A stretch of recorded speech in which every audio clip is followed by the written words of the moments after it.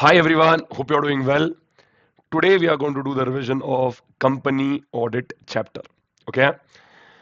Now this chapter we are going to do a blind revision. Blind revision basically means that we are not going to see the textbook at all.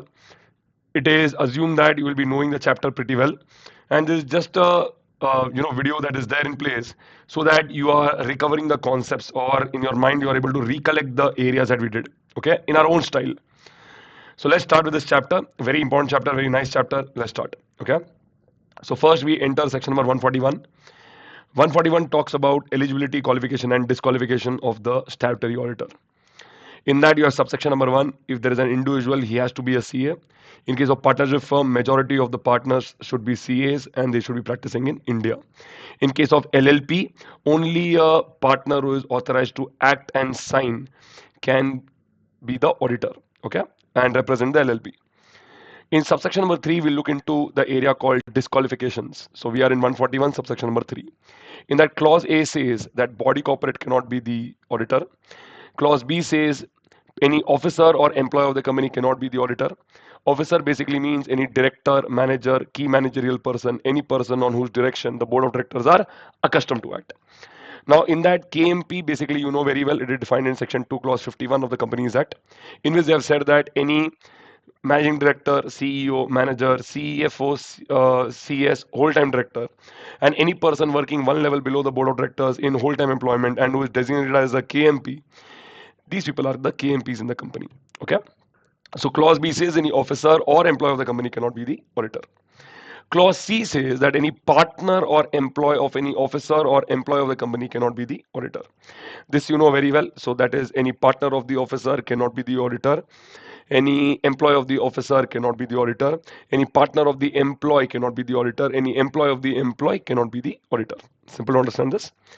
Then we enter into clause D. Clause D subclause 1 says that if the person who wants to be the auditor, he himself or his partner or his relatives, they cannot hold a single share in the company, associate company, subsidiary company, holding company, and subsidiary of such holding company.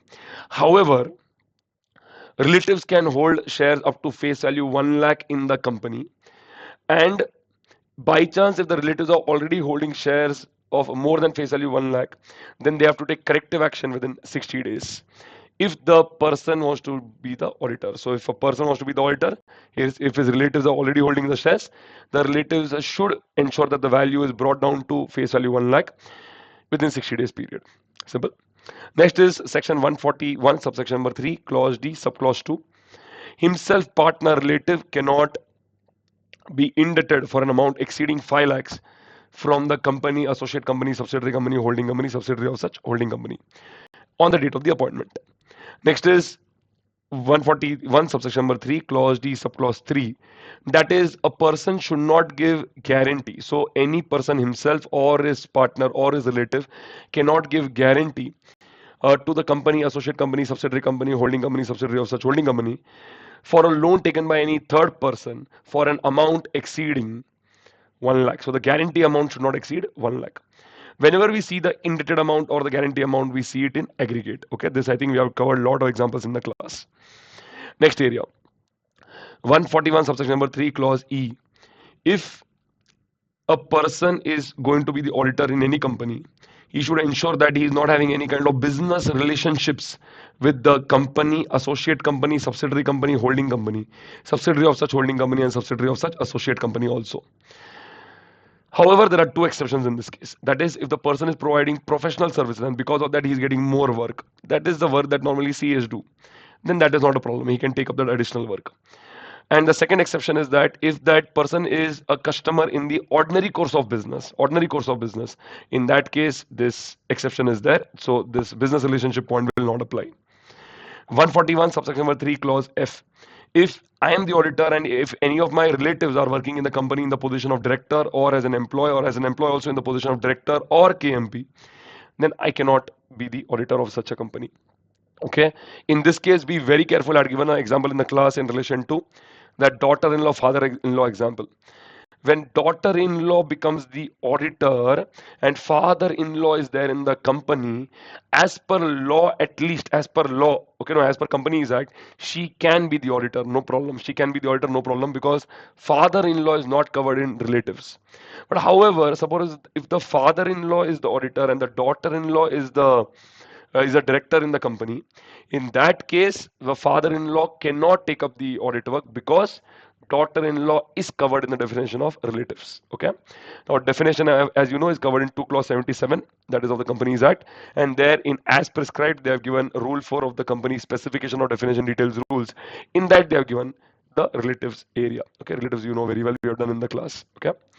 Next, after this, we see the next part, that is in relation to clause G now. Okay, so clause G talks about the time factor, as you know very well. So that is, if a person is already in full-time employment elsewhere, then he cannot be the auditor. If a person already has 20 audits, then he cannot be the auditor. But however, in the counting of 20, you will never take the private company having paid a capital of less than 100 crores, one person company, dormant company, and small company. These companies you will never take in the counting of 20. Simple.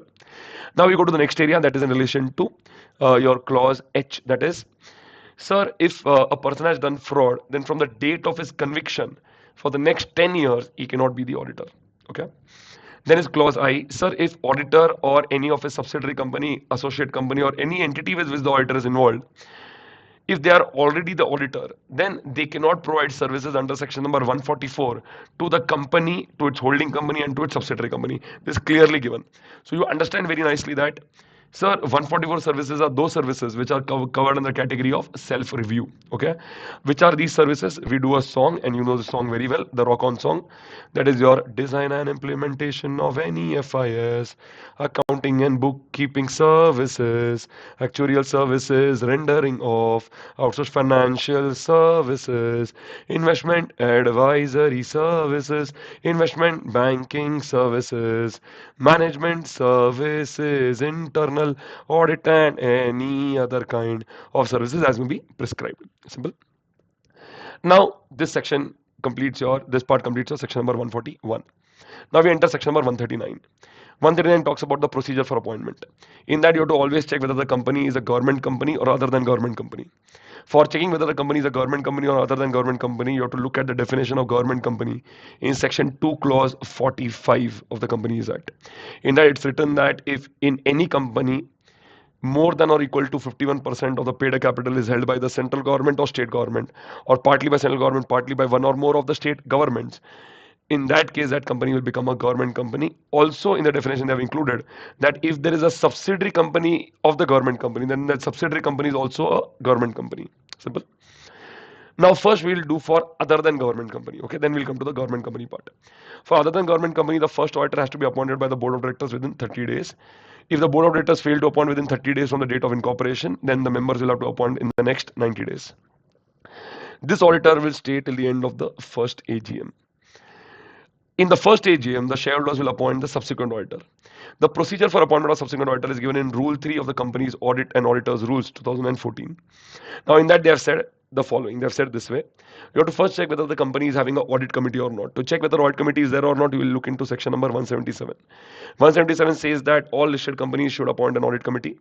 All unlisted public companies having paid up capital of 10 crores or more, or all unlisted public companies having outstanding loans, borrowings, debenture deposits of more than 50 crores, or all unlisted public companies having turnover of 100 crores or more, these companies have to appoint the audit committee.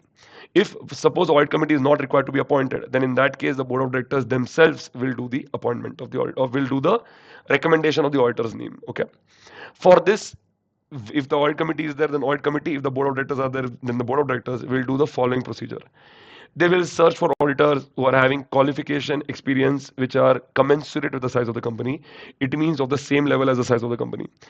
If there is any pending proceedings against the auditor, they will check that. And finally, they will check whether they'll call for any other information from such auditor. Now, if the board of directors get this information, they'll directly recommend in the AGM. The matter gets over there. But if the audit committee is recommending a name to the board, then the board, if they agree with the name, they shall further recommend in the AGM. Simple. Now, if the board agrees, namely further recommended in the AGM. If the board disagrees, then they will refer back the recommendation to the audit committee for reconsideration, citing the reasons, giving the reasons. Okay. Audit committee, if it does not consider, if it says that no, their original choice was only perfect and they are not considering a new option, in that case, the board will show its power and the board will send its own recommendation in the AGM by giving the reasons. This is given in Rule 3. Before the appointment in the AGM, the auditor has to give his consent that he is interested to be the auditor, and the auditor has to give a certificate that he is not disqualified. Second thing, if the auditor is appointed, then the company has to inform the auditor that you are appointed as the auditor. And second is that the company has to send a notice to the ROC within 15 days by giving form ADT1. That completes the subsequent auditor procedure, okay, for other than government company. Next is casual vacancy.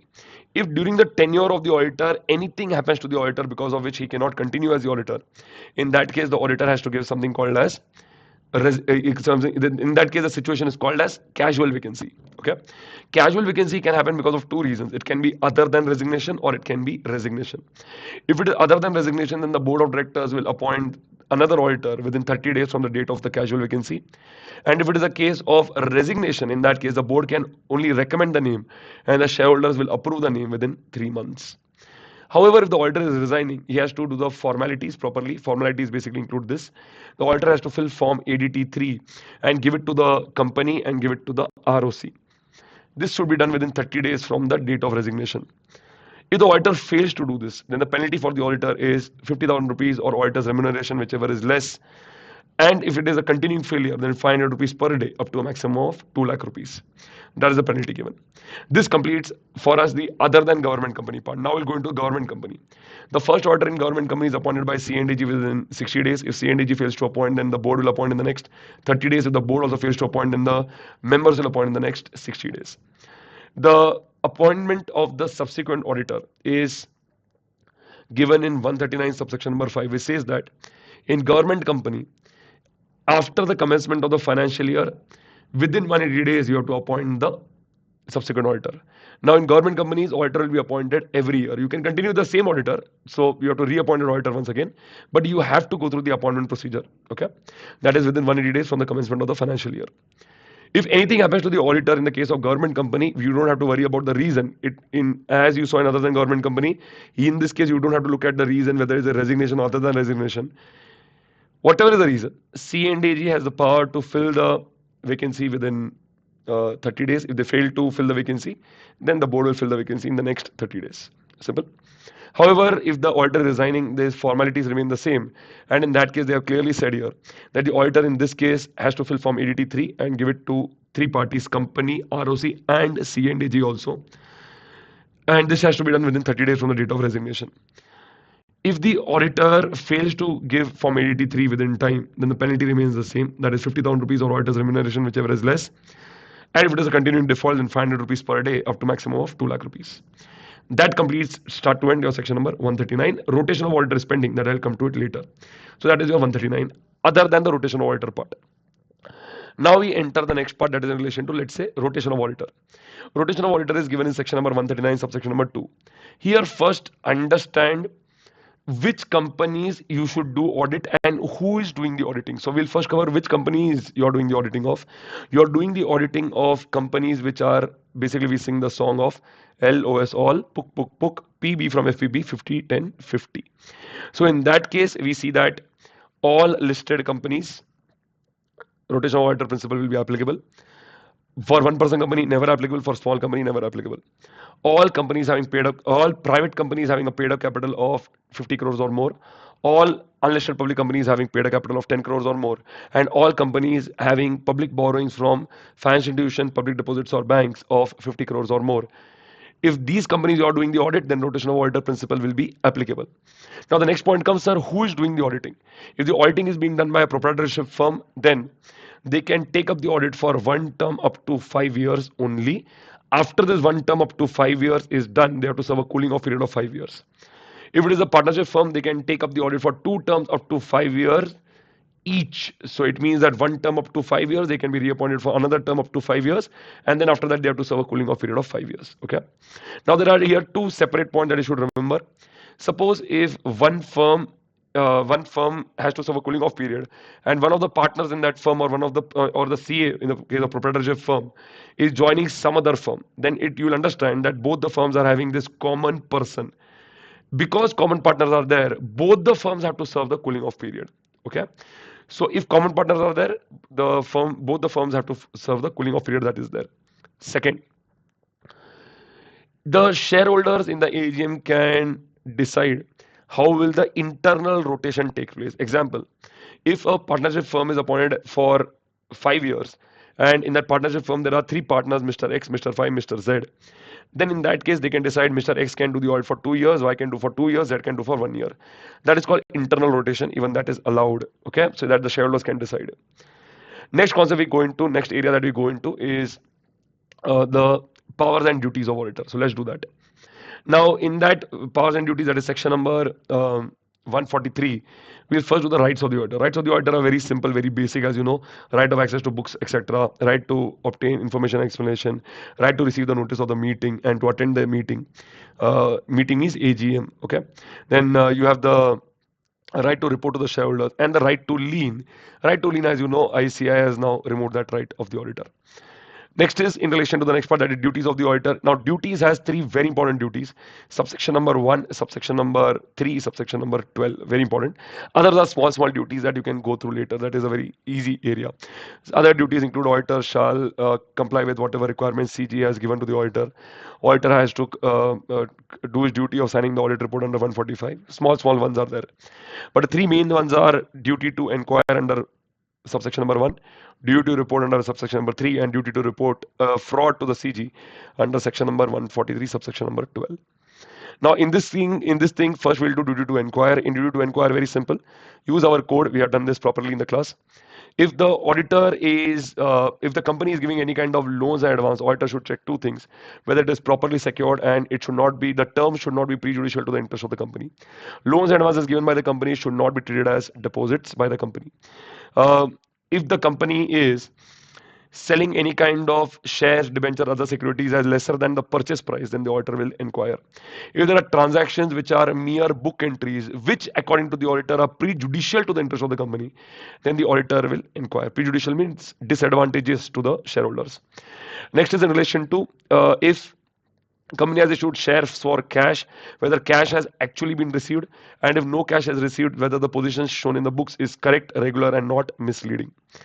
Then last is if the company is showing any personal expenses of any of the directors or any person in the company in the revenue account, that is profit and loss account, then the auditor will inquire. So this is your subsection number 1. Subsection number 3, that is duty to report, that we do a code, very nice code called 3 Binno Ka Dil Mad. You know this code very well. Let's go step by step in this code. Books of account should be kept properly. Financial statement should comply with the accounting standards, and books of account and financial statement should be in agreement with each other. Branch account should be there properly in place that the auditor will report on. Whether information explanation has been obtained or not, auditor will report on that. Whether the internal financial controls are there in place, that is the policies and procedures are there in place, that is the matter that on which the auditor will report. However, remember, for these companies, auditor need not report on the internal financial controls.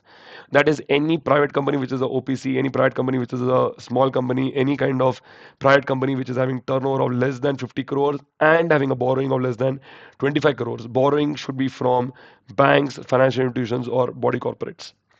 Next, we enter into the auditor will provide his observation. Auditor will give his qualification remarks in case the auditor is qualifying the audit report in the audit report. And the last part in this main subsection part is that auditor should report in relation to any of the directors disqualification under 164 subsection number 2. Now they have given there. Now this completes 143 subsection number 3 clause A to I. Then you have your J, clause J. In clause J, they have written as other matters as prescribed. And when you click on as prescribed, no, it will open rule 11. Now they have given rule 11 there, and rule 11, no, they have given points like this. They have given point A, B, C, D is omitted, and E, F, G is given. A, B, C is nothing but li, lo, la. That is in relation to litigation, losses, late in transfer of fees to IEPF, or late in transfer of the dividend amount and the shares to the IEPF under section number 124. IEPF is formed under section number 125, But the transfer you do to IPF under section number 124, if the amount in the unpaid dividend account is there for 7 years, and after 7 years you have to transfer it to IPF. So you have your A, B, C. So any pending litigations against the company is in A. Any material forcible losses are there, the company should create provisions. Any kind of, if there is a company is late in transferring the amount to IPF, then that will be covered in this audit, in this report. So that is A, B, C. Now clause E, D is omitted, so clause E is a very important one. Remember that. Clause E basically says, if the management is a funding party in any transaction, then auditor will take a written representation from the management that all the transaction in which the management is a funding party, that the management has disclosed in the notes to accounts, and there are no other transactions in which the management is the funding party other than what they have disclosed. That is the first written representation they will take. Second, any transaction in which the management is the intermediary, auditor will take a written representation that all the transaction in which the management is the intermediary, they have disclosed that in the books of accounts, and other than these transactions which have been disclosed, there are no transactions in which the management is the intermediary. Simple. Last, whatever written representation auditor has received, he has to mention in his audit report that whether or not there are any material misstatements that he feels. Okay. Now this entire three parts is your M cube, which is basically your management as funding party, management as intermediary, and material misstatements. That is your clause. That is your point number E in that rule 11. Then we go into F. F is if the company has declared and paid the dividend as per section number 123, auditor will report on that. And then finally you have the G point, and that is in relation to if the company is using any kind of accounting software, whether the audit trail was operated throughout the period, whether it was available throughout the period, there was no tampering with the records, and the records are preserved as per the statutory requirements. Statutory requirements basically means if it is kept for 8 preceding financial years as per section number 128 of the Companies Act. Okay, that is basically what we see in section number 143, subsection number 3. Then we enter 143, subsection number 12, the giant one. Okay, this is your fraud. In the course of performance of this audit work, if the auditor is of the opinion that there is an involvement or there is an expectation that there can be an involvement of fraud amount of 1 crore or more, the auditor will forward a report to the board or the audit committee within 2 days of his knowledge. The board or the audit committee will give their reply or observation within 45 days. If they give the reply of the observation, the auditor will send the auditor's report, the reply of the board or the the board or the audit committee, and the auditors comment on their reply within 15 days to the central government. If the reply is not received within 45 days, then in that case, the auditor will send his audit report along with a note containing the fact that no reply was received from the board of the audit committee. This will again go to the central government. When you give this to the central government, you have to always remember this, okay? And this is the story that we do in the class. So I'll be just narrating the incident so that you recollect the story. The auditor will take form ADT4. He will take the LACSIM details, which you know very well. That is your letterhead, address, postal address of the auditor, email address of the auditor, contact number, signature of the auditor, seal of the auditor, and the membership number of the auditor. And along with that, all the information in relation to those reports, he will put it in a sealed cover. He will send it to the Ministry of Corporate Affairs, to the Secretary Ministry of Corporate Affairs, and he will send it by registered post acknowledgement due or by speed post. After that, the auditor will also send an email for confirmation. This is the procedure that the auditor has to follow. If the fraud amount is less than 1 crore, in that case, the auditor will make a report and give it to the board or the audit committee within 2 days of his knowledge. The board or the audit committee have to do the following duties along with the auditor doing his duties in the audit report. So this will happen. If the auditor reports this to the board or the audit committee, then in the next audit report that the auditor gives, auditor has to mention the nature of fraud, amount involved, and the parties involved. And the board or the audit committee have to mention in their board's report, or the board will mention in their board's report in relation to the nature of fraud, amount involved, parties involved, and the remedial action that they have taken. This completes your 143 subsection number 12, the main part. One small thing is pending, that is if the auditor does not comply with this matter, entire subsection here, subsection number 12, and if he is doing the audit of a listed company, then the penalty is 5 lakh rupees. Other than any other company, it is 1 lakh rupees. There is a subsection attached to this, that is subsection number 13, that goes with this subsection number 12 only, and that is if the auditor has acted in good faith and by mistakenly reports to the central government saying that see this fraud amount is there. In that case, they have said the auditor will not be punishable with any kind of fine because he acted in good faith. Okay, the auditor reports fraud to C, then realizes the amount is not amount is actually less than 1 crore. He will not be guilty because he has acted in good faith. Simple. That completes of this part. Now after that we go into the next area, that is in relation to the contravention part. Now contravention very simple. So this you can easily go through the chart that we have given. So in that case we'll see that the company has to the company and the officer in default, the penalty that they have to face is covered in subsection number 1. The penalty that the auditor has to face is covered in subsection number 2. Now auditor has to refund the remuneration and pay for all the damages that is given in subsection number 3. Subsection number 4 says CG can appoint authority that if any person is not paying if any person, any auditor has to pay the amount to any of the person who has suffered the damages, whether that amount has been paid properly, for that the CG may appoint a separate authority. And the authority, after all the damages have been paid, has to report to the CG that yes, all the damages have been paid by the auditor. And then you have finally 147 subsection number 5, and that is in relation to if there is a fine penalty on the partnership firm, then the partners are jointly and severally liable. However, there is the criminal punishment that is in relation to, if there's a criminal liability in relation to, let's say, imprisonment is there, then only the partner who has got involved in that matter, only that partner has to suffer the imprisonment penalty. Easy to understand this area. That is your section number 147. Okay. This completes our range of sections from your section number 141. We did 140, 139. We did 143 and 147, all the important ones. And now the basic structure of this section goes like this. 141 is eligibility, qualification and disqualification. 139 is procedure for appointment. 142 remuneration of the auditor. 143 powers and duties. 144 services the auditor cannot provide. 145 is duty of the auditor to make the audit report. Okay, not to sign the audit report, I should say. 146, right to receive notice of the meeting. So auditor has a right to receive the notice of the meeting. Then you have 140, that is your removal of the auditor or resignation of the auditor. And then you have your section number 147 and 148, that is contravention and cost audit. Okay, that is the structure. There is this one set of section which is, in my opinion, important to do properly. That is section number 140. So that is your removal of the auditor. Now removal of the auditor, be careful. If in section 140 subsection number 1, that talks about removal by the company. In that case, the board of directors will first pass a board resolution. Within 30 days, they will fill form ADT 4 and give it to the central government along with the fees. And we'll wait for the central government decision. As soon as the central government gives the approval for removal of the auditor, within 60 days, the company has to call for an EGM. And in the EGM, the auditor will first be given a reasonable opportunity of being heard, and then it will be put to vote. And if there is a special resolution passed against the auditor, then the auditor will be removed from his position as the auditor. This can happen in the middle of his tenure also. So in any of these, any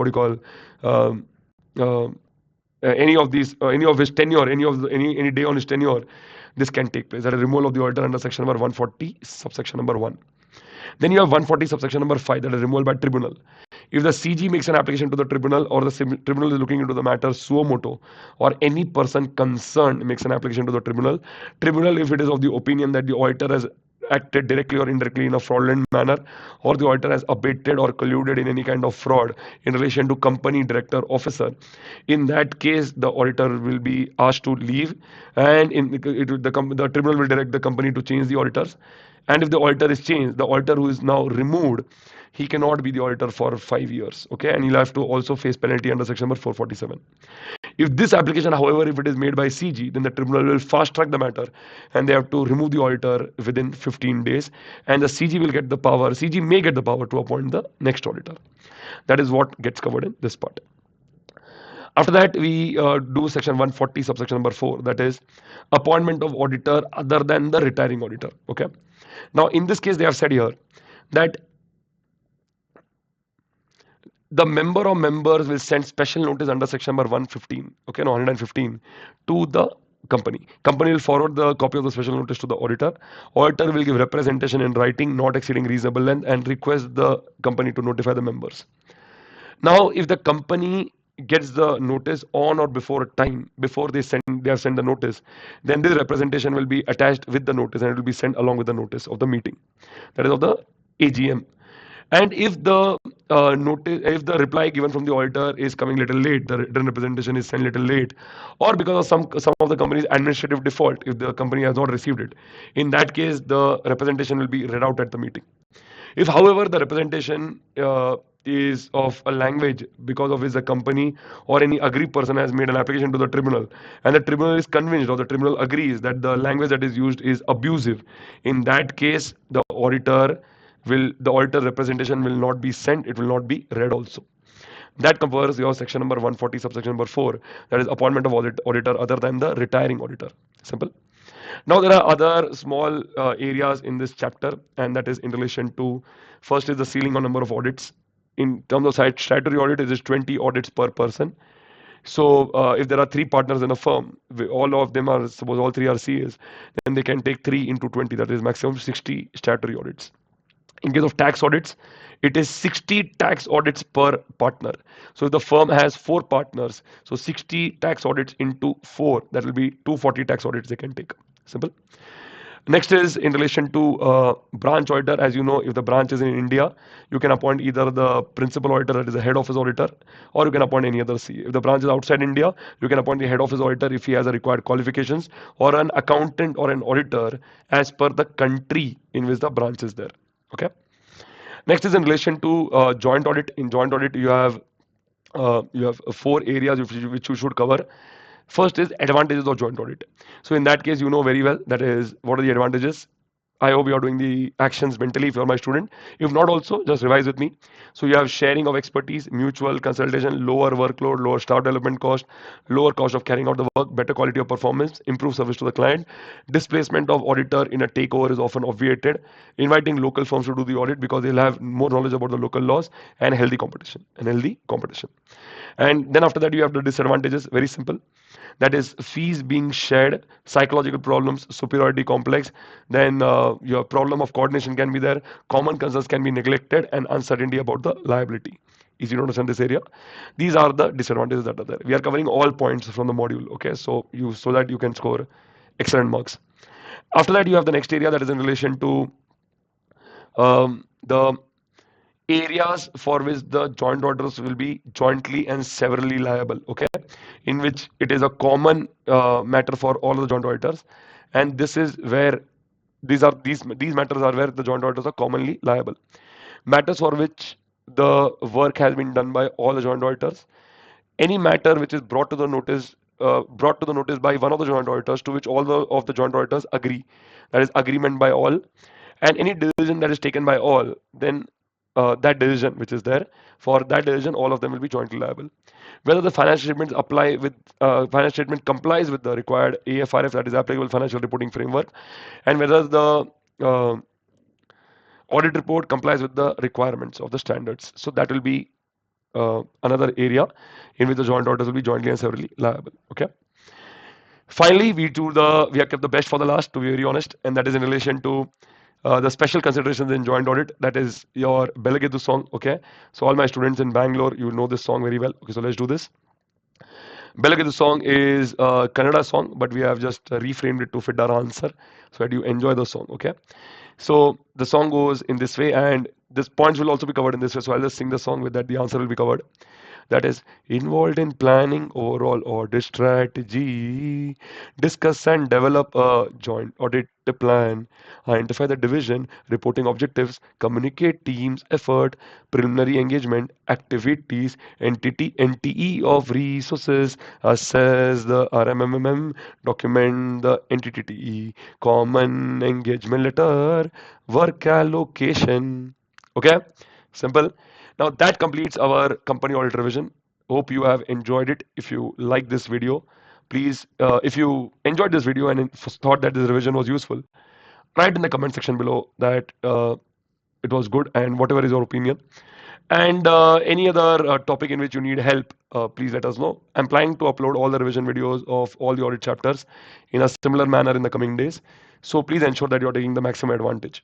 If you have not subscribed to my channel yet, please subscribe because it adds as a motivation to do more work for the students. Okay. So I wish you all the very best. Take care. See you.